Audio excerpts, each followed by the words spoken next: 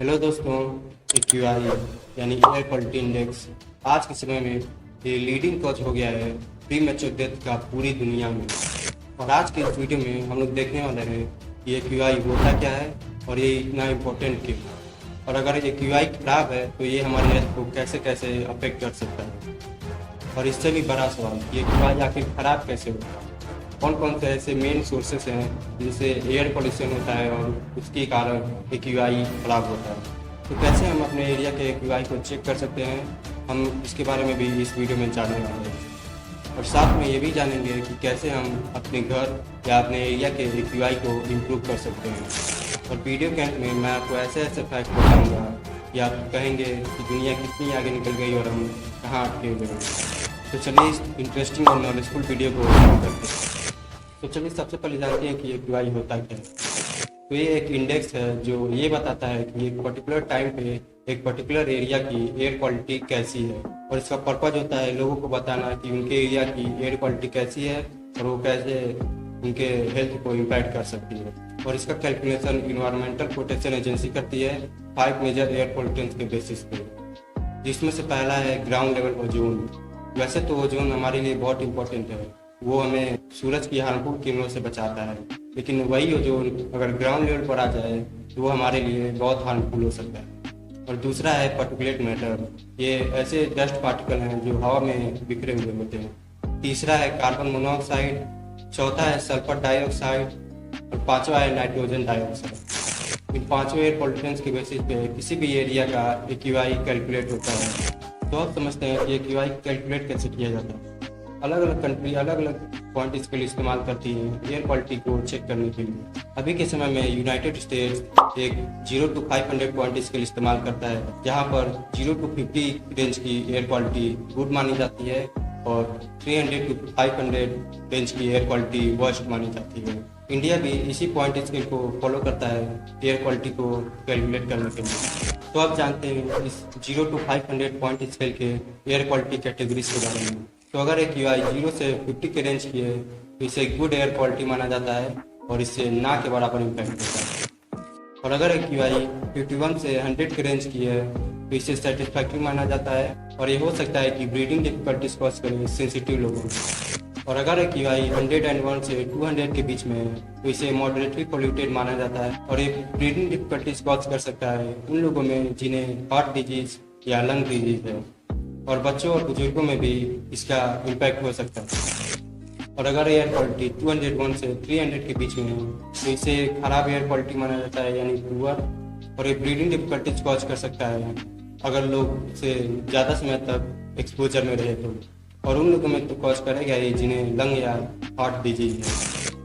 और अगर AQI 301 से 400 के बीच है तो इसे बहुत ख़राब एयर क्वालिटी माना जाता है, और इससे रेस्पिरेटरी इलनेस भी हो सकती है अगर बहुत ज़्यादा समय तक एक्सपोजर में रहा जाए तो। और इसके इफेक्ट और भी घातक हो सकते हैं उन लोगों में जिन्हें लंग या हार्ट डिजीज है।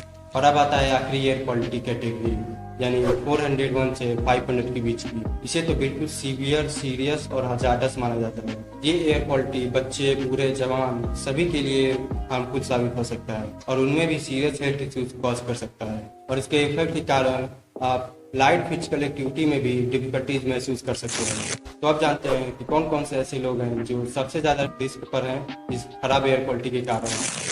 तो वो लोग जो लंग डिजीज से सफ़र करते हैं जैसे कि अस्थमा, क्रोनिक ब्रोंकाइटिस एंड एम्फीसेमा, छोटे बच्चे इंक्लूडिंग टीनेजर्स, और वो लोग जो ज़्यादातर एक्टिव रहते हैं और आउटडोर्स में काम करते हैं।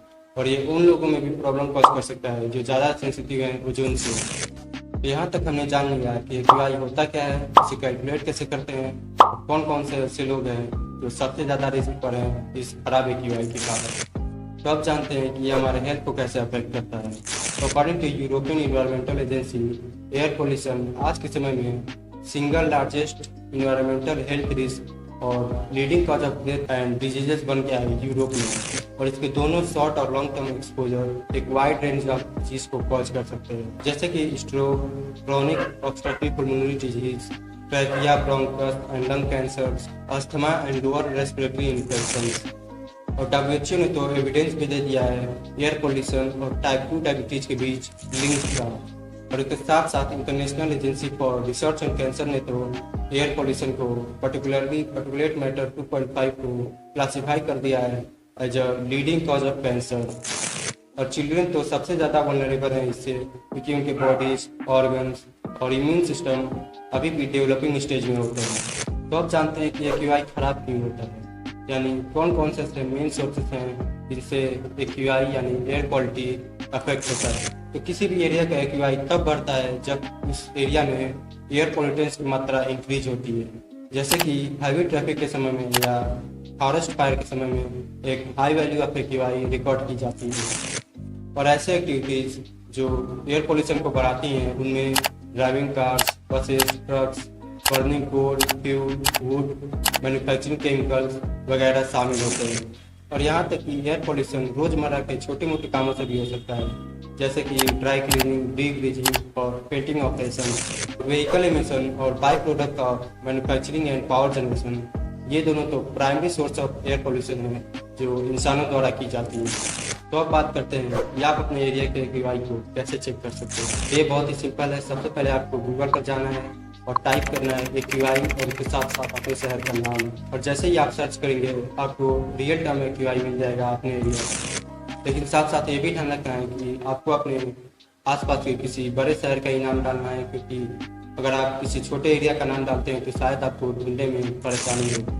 और अगर इन सबसे भी बात नहीं बनी तो आप इसके ऑफिशियल वेबसाइट aqi.in पर जा सकते हैं। तो आप जानते हैं कि अगर आपके एरिया में एक्यूआई खराब है तो आप कैसे कंट्रीब्यूट कर सकते हैं अपने एरिया के एक्यूआई को इम्प्रूव करने के लिए। इसमें से पहला पॉइंट है कि अगर आप कार खरीदने जा रहे हैं तो सबसे लोवेस्ट एमिशन वाली कार ही खरीदिए, या हो सके तो ना ही खरीदिए। पब्लिक ट्रांसपोर्टेशन का इस्तेमाल कीजिए, एयर कंडीशन की जगह फैन का इस्तेमाल कीजिए, रिसाइकल्ड मटेरियल्स का इस्तेमाल कीजिए, क्योंकि नए मटेरियल्स को बनाने में ज़्यादा एमिशन होता है as compare to recycled materials. और सोलर और विंड एनर्जी का भी इस्तेमाल कीजिए। तो हमने अपने एरिया का तो देख लिया, लेकिन अब देखते हैं कि अपने घर का एयर क्वालिटी को कैसे हम इम्प्रूव कर सकते हैं। तो इनमें से पहला पॉइंट है कि अपने घरों में एयर प्योरीफायर को इंस्टॉल कीजिए, घरों में हाउस प्लांट लगाइए, अपने घरों में प्रॉपर वेंटिलेशन लगवाइए और घर के अंदर स्मोकिंग करने से बचिए। और घरों में नेचुरल क्लीनिंग प्रोडक्ट्स का इस्तेमाल कीजिए इंस्टेड ऑफ केमिकल। और अपने घरों की कारपेट और रक्स को साफ करते रहिए, क्योंकि उनमें सबसे ज़्यादा धूल मिट्टी होती है। और आखिर में अपने घर को साफ सुथरा रखिए। और हमारे साथ साथ गवर्नमेंट को भी एयर पोल्यूशन को कम करने में कंट्रीब्यूट करना चाहिए, जैसे कि रीन्यूएबल एनर्जी को प्रमोट करके in substitute of fossil fuels like coal, crude oil and natural gas. तो अगर मैं अपनी राय दूँ तो मैंने जितनी ऊपर तरीके बताए हैं एयर पोल्यूशन को कंट्रोल करने के, उसमें से कुछ काम नहीं आने वाला, ना ही कभी काम आएगा, जब तक हम अपनी कंजम्पशन वाली सोच को ना बदलें। हम समझते हैं कि जो व्यक्ति जितना कंजम्पशन करता है वो उतना अमीर होता है और उसे उतनी खुशी होती है, लेकिन असल में ज़्यादा कंजम्पशन करने से ना ही किसी व्यक्ति रिचनेस का पता चलता है और ना ही उससे उस व्यक्ति को खुशी मिलती है। इसीलिए मेरे हिसाब से सादा और सिंपल लाइफ में सबसे बेस्ट लाइफ होती है। तो अब देखते हैं एयर पोल्यूशन के बारे में कुछ इंटरेस्टिंग और चौंका देने वाले फैक्ट। इसमें से पहला फैक्ट है कि less than 1% of the total global land area have safe air pollution levels, यानी पूरी दुनिया में से 1% से भी कम ऐसा लैंड है जहाँ पर सेफ एयर पोल्यूशन है या एयर पोल्यूशन ना के बराबर है। रिसर्चर्स ये बताती हैं कि सिर्फ 0.18% ऑफ ग्लोबल लैंड एरिया और सिर्फ 0.001% ऑफ टोटल वर्ल्ड पॉपुलेशन ही सेफ एयर पोल्यूशन लेवल के अंडर आती है। इसमें से दूसरा फैक्ट ये है कि at least 1 in every 10 people die from air pollution related issues, मतलब हर 10 लोग जो मरते हैं उनमें से एक एयर पोल्यूशन की वजह से मरता है। और इसमें से भी सबसे चौंका देने वाला फैक्ट ये है कि एयर पोल्यूशन आज के समय में लीडिंग कॉज ऑफ डेथ हो गया है, जो कि मैंने वीडियो की शुरुआत में भी बताया। और 2017 में एयर पोल्यूशन की वजह से लगभग 5 मिलियन यानी 50 लाख लोगों की मृत्यु हुई थी, जो कि उस समय 9% था पूरी दुनिया में लोगों की डेथ का। और इसमें से तीसरा फैक्ट है कि air pollution is a greater threat to life expectancy than smoking, HIV और इवन वॉर, यानी एयर पोल्यूशन स्मोकिंग, HIV और वॉर से भी ज्यादा बड़ा खतरा हो गया है लोगों की लाइफ एक्सपेक्टेंसी का। एयर पोल्यूशन की वजह से पूरी दुनिया में करोड़ों अरबों लोगों की जिंदगियों में से सालों तक कम होते जा रहे हैं। 2021 के energy policy institute eight university of Chicago की रिपोर्ट के हिसाब से इंडिया के लोगों की लाइफ में से एवरेजली 5.9 ईयर्स कम हो गए हैं खराब एयर क्वालिटी की वजह से। यानी इंडिया में आज के लोग 5.9 ईयर्स कम जीते हैं पहले के लोगों के मुकाबले। और इनमें से चौथा फैक्ट ये है कि climate change increases risk of wild Fyers and air pollution from it. यानी क्लाइमेट चेंज की वजह से वाइल्ड फायर्स और एयर पोल्यूशन का रिस्क और भी बढ़ता जा रहा है। एक्सट्रीम वेदर इवेंट्स और वाइल्ड फायर्स आज के समय में और भी ज़्यादा फ्रीक्वेंट और इंटेंस होते जा रहे हैं, जिसकी वजह से सूखा सीजन और भी ज़्यादा लंबा होता जा रहा है, समर सीजन और भी ज़्यादा हॉट होता जा रहा है, विंटर सीजन और भी ज़्यादा कोल्ड होता जा रहा है, और रेनी सीजन में तो हर साल बारिश आना तय हो गया है। अभी हाल ही में दुबई में बाढ़ आया था, जो कि क्लाइमेट चेंज का ही एक एग्जाम्पल है। और इनमें से पांचवा और आखिरी फैक्ट ये है कि only 7 countries in the world met WHO air quality standard in 2023। यानी 2023 में दुनिया में से सिर्फ 7 ऐसी कंट्रीज थी जिन्होंने WHO के एयर क्वालिटी स्टैंडर्ड को मीट किया था। और वो कंट्रीज हैं Australia, Estonia, Finland, Canada, Iceland, Mauritius and New Zealand. इनको छोड़कर बाकी सभी कंट्रीज ने एनुअल एयर क्वालिटी लेवल को एक्सीड कर दिया था पिछले साल। Swiss air quality organisation IQAir के एनुअल रिपोर्ट के हिसाब से दुनिया के कुछ क्षेत्रों में तो हाईली डेंजरस पॉल्यूशन लेवल्स पाई गई हैं, जिनमें से बांग्लादेश, जो कि हिस्टोरिकली सबसे ज़्यादा पॉल्यूटेड कंट्रीज में से एक है, और वर्ष 2023 जो कि पार्टिकुलेट मैटर 2.5 की मात्रा 15 टाइम्स मोर हायर रिकॉर्ड की गई थी दैन WHO स्टैंडर्ड। और उसके बाद Pakistan 14 times higher and India 10 times higher than WHO standard. और अगर आपको वीडियो अच्छा लगा हो तो वीडियो को जरूर लाइक और शेयर कीजिए, और साथ में चैनल को सब्सक्राइब भी कीजिए। बाकी मिलते हैं अगले वीडियो में, और वीडियो को पूरा देखने के लिए धन्यवाद।